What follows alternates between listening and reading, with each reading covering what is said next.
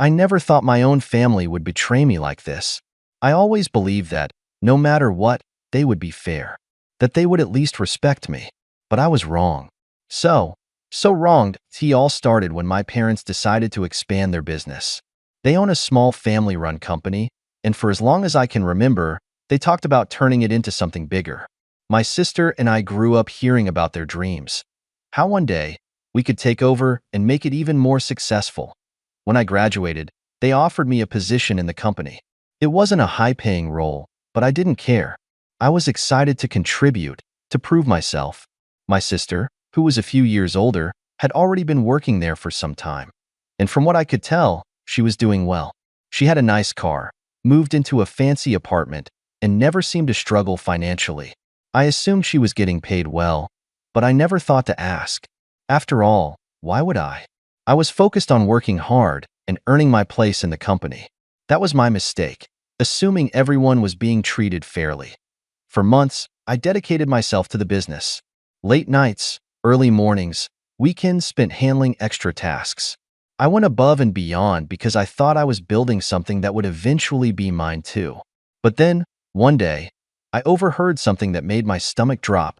My sister was talking on the phone, laughing, saying something about a huge payment she had just received. I remember the exact words. "Yeah, Mom and Dad just sent it over." Crazy, right? So much for struggling at work, huh?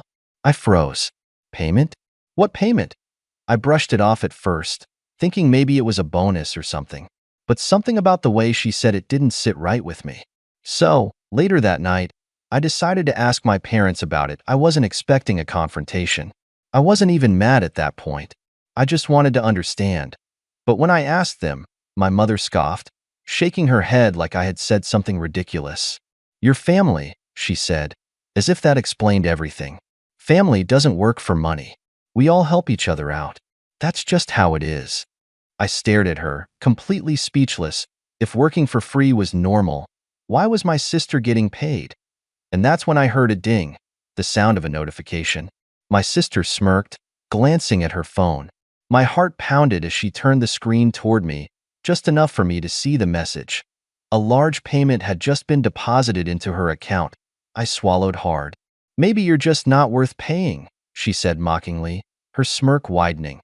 Something inside me snapped. I didn't argue. I didn't yell. I didn't demand an explanation. I just closed my phone, turned around, and walked away.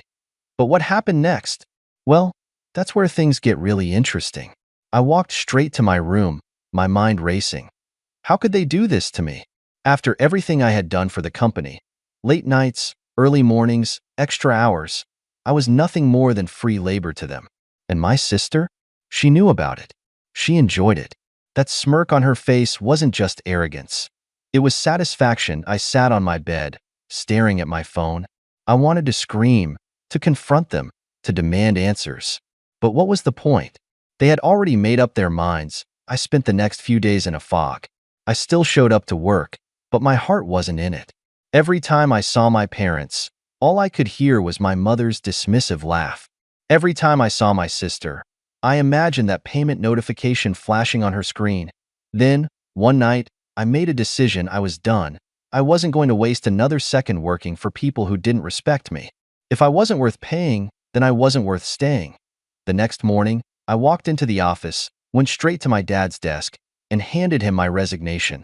He barely looked up from his computer. "Don't be dramatic," he muttered. I stood my ground. "I'm not. I'm leaving," he sighed, finally turning to face me. "Where are you even going to go? You don't have another job lined up. You don't have a plan." And he was right. I didn't. But I gave them one last glance, then walked out the door. I didn't even take my personal things. I just left. And for the first time in a long time, I felt free. But what I didn't realize was that my departure would set off a chain of events that none of us saw coming. For the first few days, I felt lost. I had no job, no income, and no real plan. But strangely, I didn't regret leaving. If anything, I felt relieved. Like I had finally taken control of my own life instead of being a pawn in someone else's game. I spent the next week applying for jobs, updating my resume, and figuring out my next steps. I didn't talk to my family at all. Not a single call, not a single text. And they didn't reach out either to IT first. That hurt. But then I realized, if they didn't care enough to check on me, why should I care about them? Then, something unexpected happened. Late one night, I got a message from an old colleague, someone who had briefly worked at my parents' company before quitting out of frustration. "Hey, I heard you left. Good for you. By the way, you might want to check the company's finances. Something weird is going on." I frowned. Weird how? Just look into it. Trust me. I had no idea what they were talking about, but my curiosity got the best of me. I still had access to some of the company's financial records. My parents had never bothered revoking my login. So, out of sheer curiosity, I decided to take a look. What I found made my blood run cold. There were massive payments going out, way more than what my sister should have been getting. Not just her salary, but bonus after bonus, all marked under vague descriptions like consulting fees and special allowances. But that wasn't even the worst part. Some of the transactions were under my name, payments that I never received, money that should have been mine, but had clearly been funneled elsewhere. And if I was right about where it was going, then my parents weren't just being unfair, they were stealing from me. I sat there, staring at the screen, my heart pounding. This wasn't just favoritism. This wasn't just my parents refusing to pay me. This was straight-up fraud. They had been using my name to move money, money that was never actually deposited into my account. And judging by the dates, this had been happening for months, maybe even years. I took a deep breath and scrolled further. The transactions all led back to one account, an account that, unsurprisingly, belonged to my sister. All those fancy things she had, the car, the apartment, the expensive vacations, they weren't just from her salary. They were partially paid for with money that was supposed to be mine. I felt sick. I wanted to storm into that office and confront them. I wanted to scream, to demand answers. But I knew better. If they were willing to steal from me, there was no telling how far they'd go to cover it up. So instead, I took screenshots. Every transaction, every fraudulent payment. I backed up everything onto a private drive and even sent copies to a trusted friend, just in case something happened to my files. Then, I sat back and thought I had two options. Point one, I could confront them directly, but they would just deny it, twist the story, and make it seem like I was overreacting. Or two, I could hit them where it really hurt, their reputation, their business, their money. And the more I thought about it, the more I realized this wasn't just about getting back what was mine. It was about making them pay. So I made a plan. And when the time came, they never saw it coming. I spent the next few days preparing carefully. First, I contacted an accountant I knew, a former employee of my parents' company who had left on bad terms. I showed them everything I had found. Their reaction? Pure shock. "This is serious," they said. "If they're moving money under your name without your consent, that's fraud. And if they're using company funds for personal expenses, that could be embezzlement." That was exactly what I needed to hear. Next, I reached out to a lawyer. I explained everything, showed them the records, and asked what my options were. Their response was even better. "You have a solid case. If you take legal action, you could recover the stolen money and possibly even take down the company." That's when I knew. I wasn't just going to expose them. I was going to destroy them. But before I made my move, I wanted to do one last thing. I wanted to see if they would admit to it. So I arranged a casual visit home. My first time seeing them since I had quit. When I walked through the door, my mom barely looked up from her phone. My dad just nodded. And my sister? She had that same smug expression she always wore, like she had won. I sat down at the dining table, cleared my throat, and said as casually as I could, "So, I've been going through my finances. Found something interesting." My mom raised an eyebrow. "Oh, yeah," I said, leaning forward. "Apparently, I've been getting paid this whole time.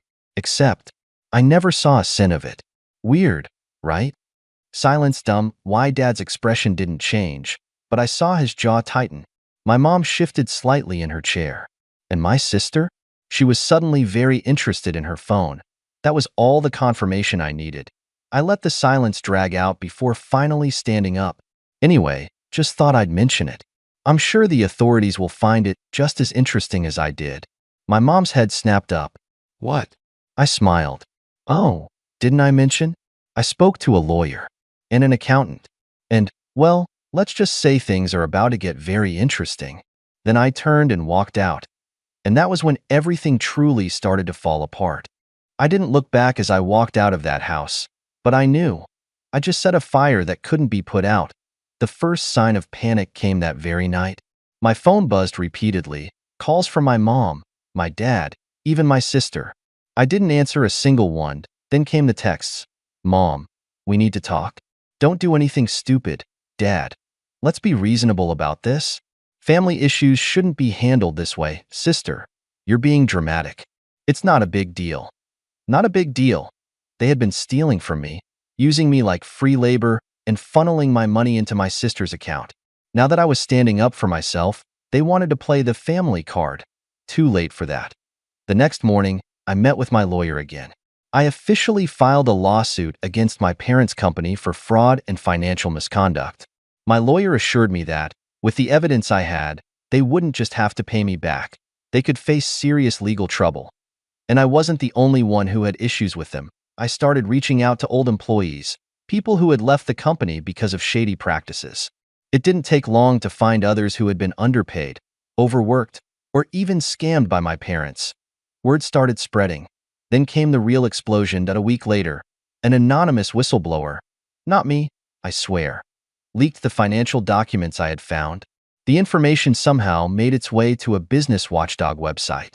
And just like that, my parents' company was under public scrutiny. Clients started pulling out. Investors started backing away. The reputation my parents had spent years building, it was crumbling overnight. And my sister, her precious bank account, the one filled with money stolen from me, it was frozen. Then, just when I thought things couldn't get any worse for them, the authorities got involved. The investigation moved fast. Too fast for my parents to cover their tracks. One morning, I woke up to the news. My parents' company was officially being audited for financial fraud, and it got worse for them. Turns out, the money funneled through my name wasn't the only shady thing they had done. As investigators dug deeper, more skeletons came tumbling out of their closet. Unreported income, tax evasion, misused company funds. IT was a mess. And then, one morning, my sister called me. For the first time in weeks, I actually picked up. "Are you happy now?" she snapped. "You ruined everything." I almost laughed. "I ruined everything? You and Mom and Dad stole from me, lied to me, used me, and you think I'm the problem?" "It wasn't stealing," she shot back, her voice cracking. "It was just reallocating. They said you'd get it back eventually." I shook my head. "Wow, you actually believe that?" Silenced, I let it hang for a moment before continuing, my voice calm. "You had every opportunity to be better than them, but you chose to be just like them. And now you're facing the consequences." She didn't say another word before hanging up. That was the last time we spoke. But things didn't end there. A few weeks later, my lawyer called me with an update. "Your parents' company is collapsing. With the lawsuits, the fines, and the lost clients, it won't survive much longer." "And my money?" I asked. "They'll have to pay it back. Every last cent." I leaned back in my chair, exhaling slowly that I had won. They had spent years treating me like I was worthless, like I didn't deserve to be paid, like I was just free labor. And now, they were the ones who had lost everything. I should have felt satisfied, triumphant, even, but all I felt was free. Finally, free. The real chaos began when my parents realized there was no way out. One evening, I got a call from my mother. I almost ignored it, but something in me wanted to hear what she had to say. The moment I answered, all I heard was sobbing. "How could you do this to us?" she wailed. "We're your family. You're ruining us." I stayed silent, letting her cry, her voice breaking between gasps. Then my father took the phone. Unlike my mother, he wasn't crying. He was furious. "You ungrateful brat," he spat. "After everything we've done for you, you stab us in the back like this?" I scoffed. "After everything you did to me? We fed you. We gave you a home. And you repay us by tearing our business apart?" That made me laugh bitterly. "Oh, so now I owe you my entire life because you did the bare minimum as parents?" My father was seething. Do you even realize what you've done? We might go bankrupt. We could lose our house. Your mother is sick with stress. She's been crying for days. She should have thought about that before stealing from me. I shot back. This is your fault, my father roared. You destroyed your own family over a little money. That was it. I snapped. A little money? You stole years of my pay. You used me to cover your tracks. You let my sister live like a queen while treating me like a servant. And now you want sympathy? My voice was shaking with rage, but I didn't stop. You chose this. You thought you could get away with it forever. And now that you're finally facing the consequences, you blame me? The line went dead and I guess he couldn't handle the truth. But it wasn't over. A few days later, I got a text from my sister. Sister, I hope you're happy. Mom had a breakdown. She can barely eat. The company's going under. We're losing everything. But I guess that doesn't matter to you, huh? I stared at the message, shaking my head. They still didn't get it. They thought this was my doing, that I was the villain. I typed back. You had a choice. You could have treated me like family. Instead, you treated me like garbage. Enjoy the consequences. And I hit send. The final blow came a week later. My lawyer called me. It's official. The company is bankrupt. Your parents are being forced to sell their assets. And you'll be getting your money back. I nodded, taking it all in. I had one. A few days later, I drove past my parents' office. The building was empty. A for sale sign stuck in the dirt. My childhood home? Also on the market. Everything they had built, the empire they had controlled, was gone. It didn't take long for the rumors to start spreading. Their once reputable company was now a cautionary tale of greed, deceit, and shattered family bonds. Clients who had trusted them for years were filing complaints. Employees who had been with the company for decades were getting settlements. And the press? They were all over it. The scandal made headlines. But it wasn't just the company that had fallen apart. The family was unraveling too. Weeks passed, and I still couldn't bring myself to reach out to them. I knew it was over. There was no fixing what had been broken. Then one afternoon, my phone buzzed again. It was my mother. This time, I answered. We've lost everything, you know, she said, her voice devoid of emotion. The house is gone. The company is gone. Your father, he's drinking more than ever. I don't know what to do anymore. I wasn't sure how to respond. Part of me wanted to say, good. But another part of me felt an unfamiliar twinge of guilt. What do you want me to say? I finally asked, my voice flat. We just need you to come back. Help us fix this. Please, we're family. Her voice cracked. I paused. The words were laced with desperation. But all I could think about was everything I had lost. The years spent working without pay. The broken promises. The way they had treated me like I was invisible, disposable. You had your chance to treat me like family. But you chose not to, I said coldly. You chose money over me. And now you're asking for my help? There was a long silence on the other end. I could hear her sniffling, trying to hold it together. Please, we're sorry. Your father is falling apart. He can't handle this. I bit my lip, staring at the floor. Maybe you should have thought about that before all of this started. You thought I was worthless. Well, now you know better. Her response was barely a whisper. You were never worthless. You're my child. But we were wrong. Please, I'm begging you. It was hard to hear her like this, broken, pleading.